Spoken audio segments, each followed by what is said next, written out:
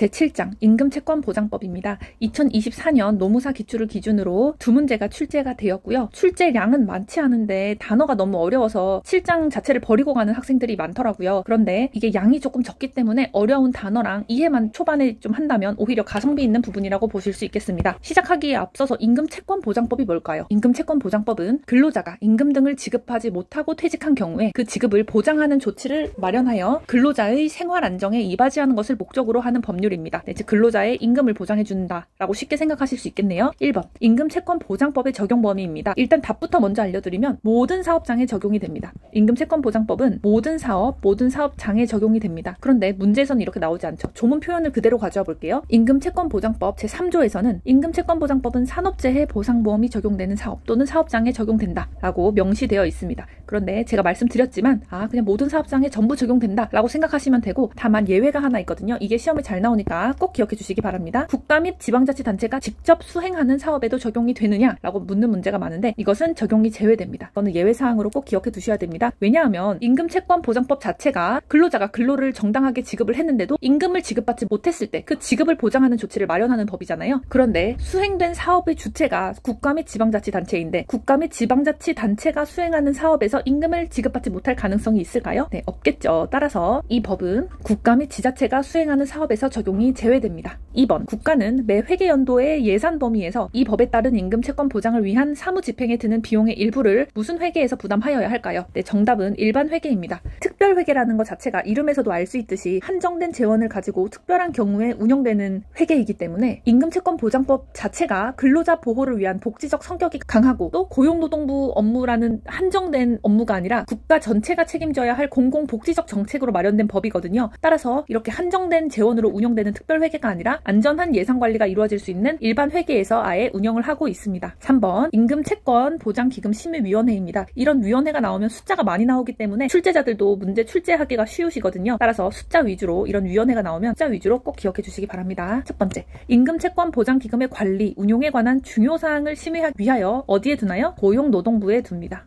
임금채권보장기금심의위원회인데 왜 고용노동부에 둘까? 라고 생각하실 수가 있는데 임금채권보장제도는 근로자의 임금보호와 관련된 제도잖아요. 따라서 근로조건의 형성이라든지 근로조건의 향상이라든지 노동시장의 안정과 밀접한 관련이 있어요. 따라서 이러한 역할을 수행하는 주무부처는 고용노동부이기 때문에 이러한 제도를 운영, 감독하고 관련 기금의 운용을 심의하는 위원회가 고용노동부 소속으로 있는 것이 자연스럽다고 보실 수 있습니다. 2번 위원회는 꼭 기억해 두시기 바랍니다. 근사공, 근로자를 대표하는 사람, 사용자를 대표하는 사람, 공익을 대표하는 사람, 특이하죠? 공익을 대표하는 사람으로 구성하되 각각 같은 수 5명씩으로 하며 고용노동부 장관이 임명하거나 위촉한다 라고 나와 있습니다. 지금껏 기출에서는 근사공으로 구성되어 있다, 또 같은 수로 구성되어 있다 라고까지는 기출이 된 적이 있거든요. 그런데 5명까지는 나온 적이 없지만 이왕 기억하는 것 같이 기억해 주시기 바랍니다. 네, 임금채권보장기금심의위원회는 근사공을 대표하는 사람으로 구성하되 각각 같은 수 5명씩으로 구성되어 있고 고용노동부 장관이 임명하거나 위촉합니다.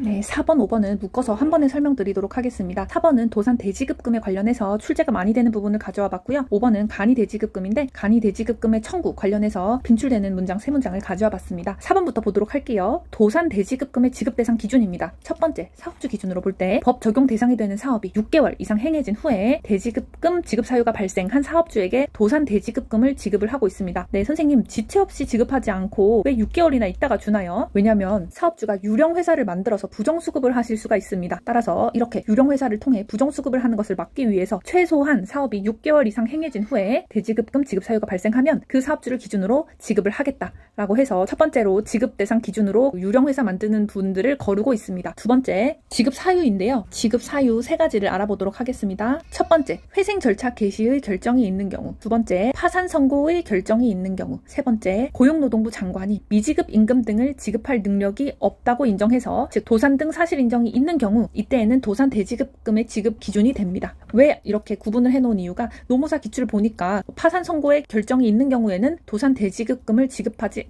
않는다 라고 나온 적이 있더라고요. 이거는 너무 기본적인 공부도 안 된 학생들을 거르겠다라는 의지가 담긴 문제 같았습니다. 지급 사유 3가지. 회사가 망했을 때 주는 거잖아요. 도산 대지급금이라는 것 자체가 회사가 망해서 임금이 체불했을 때 국가가 대신 지급하는 돈이잖아요. 따라서 그 이름만 들어봐도 회생 절차, 파산 선고, 도산 등 사실 인정이 있을 때와 같이 회사가 망했을 때 지급해야 한다라고 생각하시면 되겠습니다. 3번 지급 대상 근로자 누구일까요? 사유 발생일의 1년 전이 되는 날 이후부터 3년 이내에 해당 사업에서 퇴직한 근로자를 말합니다. 이렇게 말로만 들으면 헷갈릴 수가 있어요. 지금껏 노무사 기출에서 오답 선지로 나온 게 어떻게 나왔냐면 사유 발생일의 1년 전이 되는 날 해당 사업장에서 퇴직한 근로자 이렇게만 나오던가 아니면 이거를 가리고 사유 발생일 이후부터 3년 이내에 퇴직한 근로자만 지급 대상이 된다 라고 나왔었는데 그게 아니고요. 1년 전이 되는 날 이후부터 3년 이내에 퇴직한 근로자가 맞습니다. 이게 말로 들으면 어렵기 때문에 제가 한번 그래프로 보여드리도록 할게요. 이날 회사가 파산 결정이 났습니다. 파산 결정이 이때 났는데 파산 결정으로부터 1년 전이 되는 날, 이날 이후부터 이렇게 3년이 되는 날까지 여기까지 이 노란색 형광펜으로 된 부분 이때 퇴직한 근로자는 전부 도산 대지급금의 지급 대상이 됩니다. 네, 꼭 기억해 두세요. 파산 결정, 즉 사유 발생일의 1년 전이 되는 날 이후부터 3년까지 모든 근로자를 포함하고 있습니다. 네, 4번 대지급금의 청구. 대지급금을 받으려는 사람은 해당 사업주에 대하여 파산 선고 등 도산 등 사실 인정이 있은 날부터 2년 이내에 고용노동부 장관에게 청구해야 합니다. 이게 2년인지 또 1년 아니냐 3년 아니냐 지체 없이 이렇게 헷갈리게 문제가 많이 나오거든요. 이게 2년이라는 거 쉽게 암기할 수 있는 꿀팁 알려드릴게요. 근데 일단 아래에 있는 간이대지급금 청구와 비교해서 같이 암기할 수 있도록 도와드릴게요. 먼저 아래 먼저 살펴보도록 하겠습니다. 간이대지급금의 청구는 판결 등이 있은 날부터 1년 이내에 고용노동부 장관에게 청구합니다. 이러니까 헷갈리실 수밖에 없죠. 위에 도산 대지급금은 있은 날부터 2년 이내에 청구해야 하는데 왜 간이 대지급금은 있은 날부터 1년 이내에 청구해야 하냐? 헷갈린다. 그래서 이거 1년 2년을 막 섞어서 문제에서도 많이 출제를 하시거든요. 따라서 쉽게 어떻게 암기하면 좋을까 생각을 해봤는데 정말 유치할 수 있는데 생각보다 기억이 잘 나요. 도산 대지급금 같은 경우에는 파산 선고 또는 도산 사실이 있는 날부터 즉 파도가 있은 날부터 2년 이내에 청구를 해야 하죠. 파도가 이런 모양으로 치지 않나요? 파도가 이렇게 칩니다. 2년 이내에 청구하라고 파도가 친다. 이렇게 생각을 하시고 판결문은 이렇게 딱딱딱딱 떨어지죠. 이렇게 해라. 지급해라. 판결 등이 딱 바로 고용노동부 장관에게 청구해라 라고 판결이 나기 때문에 이런 판결의 짝대기를 생각해서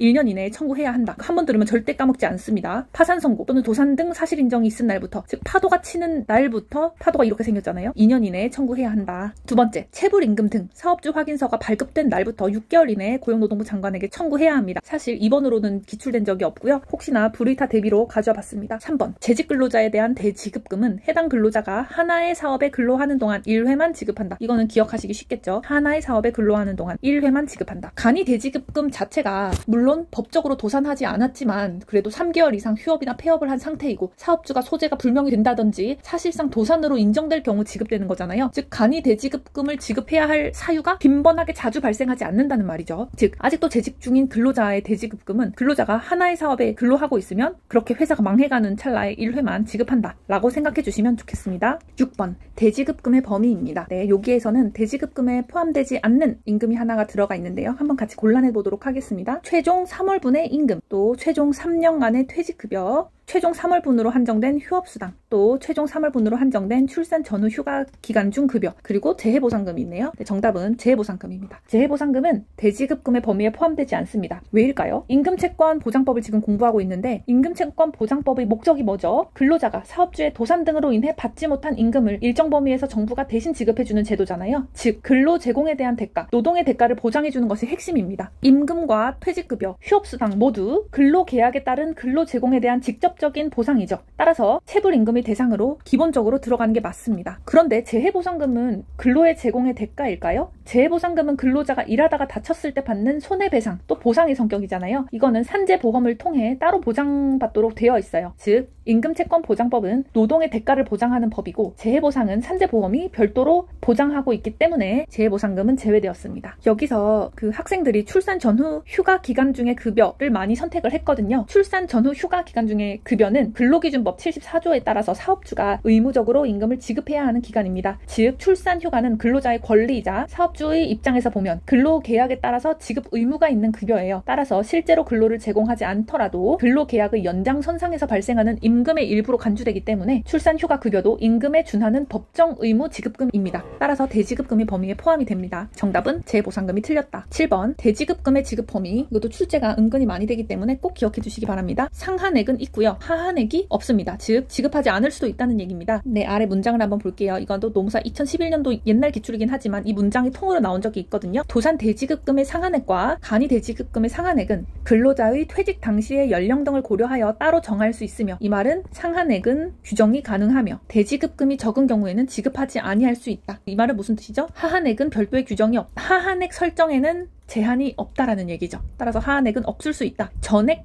감액이 가능하다 라고 꼭 기억해 두시면 좋겠습니다. 8번 대지급금의 효과. 고용노동부 장관이 근로자에게 대지급금을 지급하였을 때에는 그 지급한 금액의 한도에서 그 근로자가 해당 사업주에 대하여 미지급 임금 등을 청구할 수 있는 권리를 대위할 수 있다일까요? 할 수 없다일까요? 네, 이거는 제가 한번 트릭을 걸었는데요. 대위한다가 정답입니다. 이 문장이 법률적으로 좀 딱딱하게 쓰여 있어서 이해하기 힘드실 수 있는데, 쉽게 얘기를 드리면, 즉 정부, 고용노동부가 체불임금을 대신 근로자에게 지급을 해줬으면 그만큼은 근로자 대신 정부가 사업주에게 받아낼 수 있다라는 뜻이에요. 근로자 A가 회사로부터 500만 원의 임금을 받지 못한 상태입니다. 500만 원의 채권을 근로자가 가지고 있는 거예요. 그럴 때 대지급금을 통해서 정부가 근로자에게 500만 원을 먼저 지급해 준 거죠. 이게 바로 대지급금입니다. 그러면 이제 근로자 A씨는 회사에서 돈을 받을 권리가 사라지겠죠. 왜냐하면 정부가 대신 준 돈을 받았으니까. 그러면 이제 이 500만 원을 대신 준 정부가 회사에게 내가 이제 500만 원을 받아내야겠다. 나한테 500만 원을 줘라고 하는 개념이 아래의 문장과 같은 겁니다. 이런 것을 법적으로는 권리의 대위라고도 표현을 합니다. 네, 쉽게 이해하실 수 있겠죠? 마지막으로 한번 같이 읽고 끝내도록 하겠습니다. 고용노동부 장관이 근로자에게 대지급금을 지급하였을 때에는 그 지급한 금액의 한도에서 그 근로자가 해당 사업주에 대하여 미지급 임금 등을 청구할 수 있는 권리를 대위한다. 9번 체불임금 등 생계비 융자.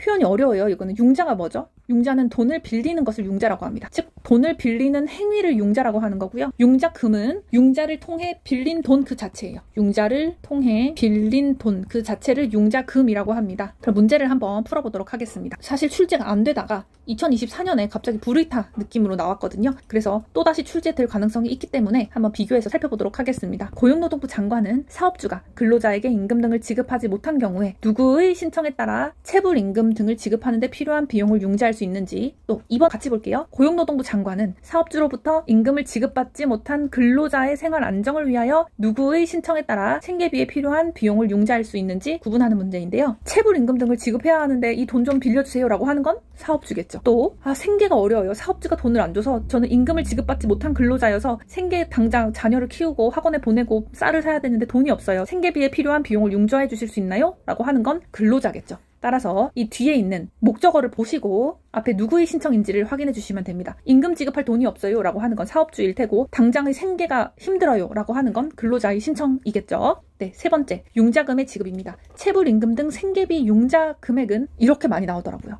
융자금을 받은 사업주가 지체 없이 근로자에게 임금 등으로 지급하여야 한다. 이 법학을 공부하고 가지 않으시면 너무 자연스럽게 맞는 문장처럼 느껴져요. 체불임금을 주려고 융자를 했는데 이 융자금을 받았으니까 지체 없이 근로자에게 지급해야겠다. 너무 올바른 사업주같이 느껴지거든요. 하지만 정답은 뒷문장입니다. 고용노동부 장관이 해당 근로자에게 직접 지급해야지 사업주에게 지급해서는 안 됩니다. 왜냐? 아까 전에도 도산 대지급금 지급 대상 기준을 설명할 때 사업이 6개월 이상 행해진 후에 대지급금 지급 사유가 발생한 사업주에게만 지급한다고 했잖아요. 즉 유령 회사를 만들어서 부정수급을 하는 사업주들이 많다는 얘기예요. 또 이것도 마찬가지로 사업주한테 돈을 주면 지체 없이 근로자에게 임금 등으로 지급을 하면 좋은데 그냥 딴 곳에 써버리고 사업주가 먹을 수도 있거든요. 왜냐하면 사업주 자체도 힘드니까. 따라서 고용노동부 장관이 그러한 위험을 감수하지 않고 생계가 필요한 근로자에게 직접 쏴줍니다. 계좌로 쏴줍니다. 따라서 첫 번째 문장은 틀렸고 해당 근로자에게 직접 지급하여야 한다가 맞는 문장입니다. 10번. 고용노동부 장관은 대지급금의 지급이나 체불임금 등 생계비 융자 등 임금 채권 보장 사업에 드는 비용에 충당하기 위하여 누구로부터 부담금을 징수할까요? 네, 오직 사업주로부터만 부담금을 징수합니다. 근로자는 절대 내지 않습니다. 임금 채권 보장 제도의 핵심 취지가 뭐였냐면 근로자가 잘못한 게 없는데도 사업주의 도산이나 부도 때문에 임금을 못 받는 상황을 구제해주는 제도가 임금 채권 보장 제도의 핵심 취지이죠. 즉 잘못한 거는 사업주 쪽 임금 체불, 그리고 피해자는 근로자라는 거예요.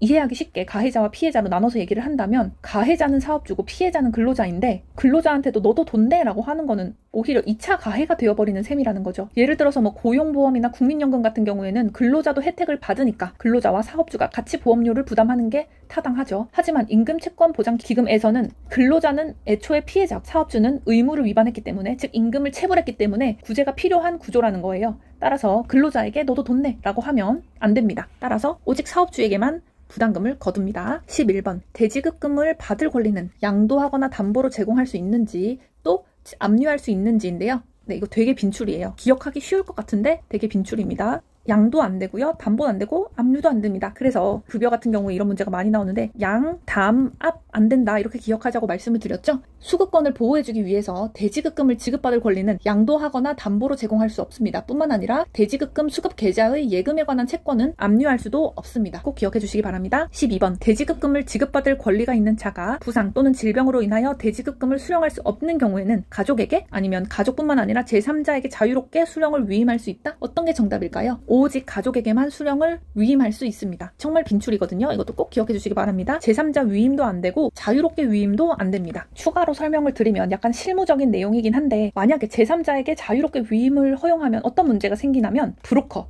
또 중간 착복, 부정 위임장을 만드는 문제가 생기기도 합니다. 실무에서는 이런 위임 사기, 또 대리인 명의로 수령 후에 잠적하는 문제가 종종 발생을 하거든요. 따라서 법적으로 제한된 범위 내에서만 위임을 허용하고 있습니다. 즉 대지급금은 국고에서 나가는 공적 자금이잖아요. 정부가 국민 세금으로 마련한 기금에서 지급하는 돈이란 말이에요. 따라서 수령 대상자를 확인하고 수령 절차를 엄격하게 관리하는 게 필수적이고 부정수급과 명의도용 가능성을 최대한 줄이는 게 핵심입니다. 따라서 자유롭게 수령, 제3자 수령 절대 안 됩니다. 꼭 기억해 주시기 바랍니다. 13번 미성년자인 근로자는 독자적으로 대지급금의 지급을 청구할 수 있다가 맞습니다. 이게 민법이랑 근로기준법을 다 공부하시는 분들은 헷갈릴 수가 있습니다. 왜냐하면 민법 제5조에서는 미성년자는 법정 대리인의 동의 없이는 단독으로 법률 행위를 할 수 없다라고 해서 미성년자의 행위 능력을 제한하고 있거든요. 그런데 근로자 보호, 미성년자인 근로자도 근로자잖아요. 근로자 보호에 관련해서는 민법보다 근로기준법이 우선합니다. 금기법 제62조를 보면 미성년자인 근로자의 근로계약은 본인이 직접 체결할 수 있으며 이로 인해 발생한 임금 등의 권리도 스스로 청구할 수 있다라고 나와 있습니다.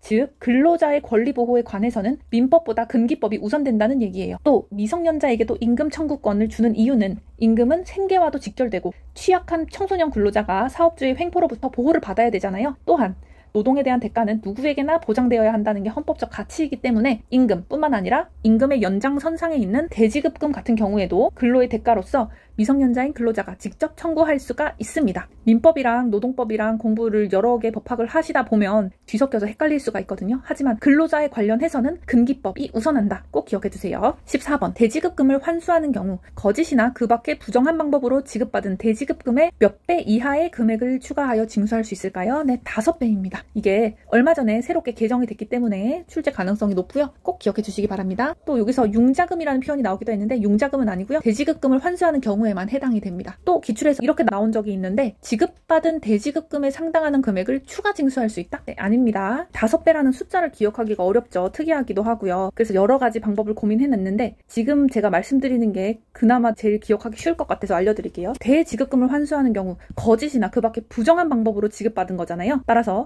대지급금을 환수할 때 여기서의 대가 큰 대자거든요. 대지급금에서 거짓이나 그 밖에 부정한 방법으로 대지급금을 지급받으면 자연의 질서, 즉 5가지 자연의 질서, 5행을 다 어긴 거다. 하나, 둘, 셋, 넷, 5. 어떻게 거짓이나 그 밖에 부정한 방법으로 대지급금을 받을 수가 있어. 세상 질서를 너가 어겼기 때문에 5행처럼 5배로 추가 징수를 하겠다라고 해서 대지급금을 떠올리셔서 5행, 1, 2, 3, 4, 5 이렇게 생각하시면 기억나지 않을까 창피함을 무릅쓰고 알려드립니다. 15번 고용노동부 장관이 사업주로부터 부담금을 징수할 권리는 3년간 행사로 3년간 행사하지 않으면 시효로 소멸합니다. 즉 부담금이나 이 법에 따른 징수금을 징수하거나 반환받을 권리는 3년간 행사하지 않으면 시효로 소멸합니다. 이것 또한 부담금 징수 권리 자체도 채권이잖아요. 따라서 채권의 소멸시효인 3년 꼭 기억해 주시기 바랍니다. 네, 이렇게 임금채권 보장법이 끝났습니다. 15개 문제밖에 안 되는데 아까 처음에도 말씀드렸듯이 임금채권 보장법은 가성비가 좋은 부분이라고 생각이 듭니다. 물론 2문제라는 출제 부분이 비중이 작기는 하지만 제가 오늘 안내드린 15개 문제만